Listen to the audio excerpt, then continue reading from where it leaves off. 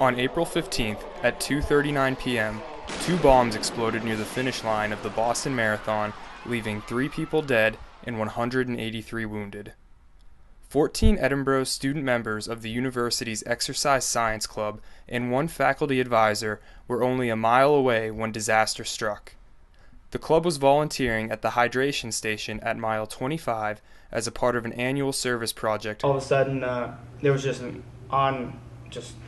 like almost upwards of 30 police officers in vehicles and motorcycles came flying by, actually on the marathon course. Runners had no idea they were running, and all of a sudden they just turned around and there's all these cops, and they had to move to the side, and they were just rushing to the finish line. The team captain of the water station, I was the station leader, and she was the team captain. She came up to me and she said that 2 bombs went off the finish line. At that point, it was just like, holy smokes, what do we do? You kind of can tell something weird was going on. The cops were acting differently, and there was some ambulance and cop cars driving by us more than often. Pretty emotional. I was fighting back tears, that's for sure, at first. And then at that point, I just wanted to make sure that we were safe as a group and start getting the kids to actually call their parents saying that they were okay. The group had to remain at the hydration station as more people were still running the race. However, the students found it difficult to continue working with all of the chaos going on around them. I found it kind of difficult to keep going on and giving water because I heard we were getting reports of people had died and injured, and there were bombs. Like, we didn't know if there were more bombs or what was going on, but these people still needed water and Gatorade. The cops immediately, about 7 of them, went to the 4 porta potties that were by our station, pretty quickly. And I looked at a couple of my friends that were there at the station with me. I was just like, so I started walking a little bit away from those porta potties because they were definitely checking the porta potties to see if there was anything in the porta potties. Once the race had been officially shut down, the group was forced to find a way back to their vans. So we were 9 miles away from our hotel, and I went up to a police officer and told him where our hotel was, and he looked down at my shoes, and that's when I knew that we were going to have to walk all the way back to the hotel.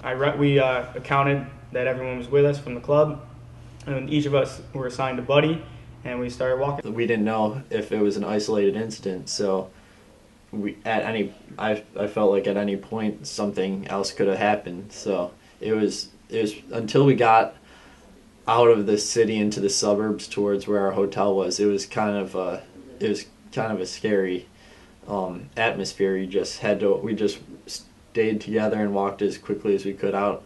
It was kind of weird because kind of like an apocalypse scene.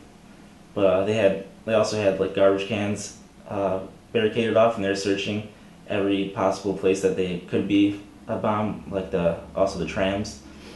Just wanted to get back. We were pretty tired because most of us woke up at 6 a.m. got to the course around 8:30, and then we were standing on our feet all day.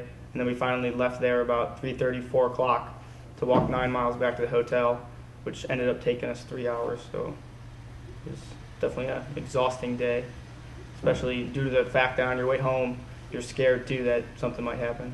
After the walk, the group needed to find a hotel to stay at for the night since they were too tired to drive back.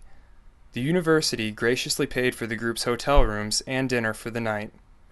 The group made the drive back the next morning, but this event has had a lasting impact on all of their lives. It's very just a weird feeling to know that maybe if you were volunteering at the 26th at the finish line, you might not be here. I don't know. That's kind of a weird feeling. Maybe it hasn't sunk in totally. I don't think it ever really will, being somewhere like that.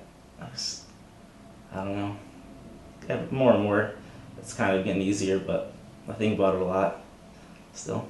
I think it just reiterates back when 9/11 happened, it really made me patriotic, and it kind of led me to the path of me being a future Army officer. And an attack like this definitely, whether it's foreign or domestic, it really reiterates what I'll be doing in the future as an Army officer, that I'll protect this great nation.